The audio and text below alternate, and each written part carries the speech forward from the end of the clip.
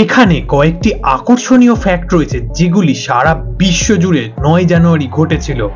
9 জানুয়ারি 1915 সালে Mahatma Gandhi south Africa থেকে ভারতে ফিরে এসেছিলেন এবং তারপরে তিনি ভারতের স্বাধীনতা সংগ্রামের নেতৃত্বও দিয়েছিলেন। তাই জন্য বর্তমানে ভারতীয়রা এই দিনটিকে বা 9 জানুয়ারিকে এনআরআই দিবস হিসেবে পালন করে থাকে।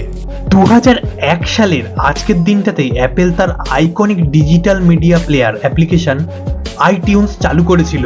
2001 সালের 9 জানুয়ারি American pop singer Michael Jackson তার 29তম আমেরিকান মিউজিক অ্যাওয়ার্ড পুরস্কারে সম্মানিত হয়েছিলেন। স্টিভ জবস 2007 সালে আজকের দিনটাতেই টাচ স্ক্রিন মোবাইল আইফোন সকলের সামনে এনে একটি যুগান্তকর বিপ্লব সৃষ্টি করেছিলেন।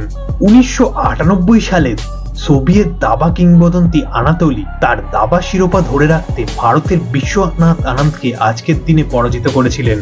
2012 সালের আজকের দিনটাতে আর্জেন্টিনার আপনার সবার প্রিয় লিওনেল মেসি তৃতীয়বারের মতো ব্যালন ডি'অর পুরস্কার জিতেছিলেন।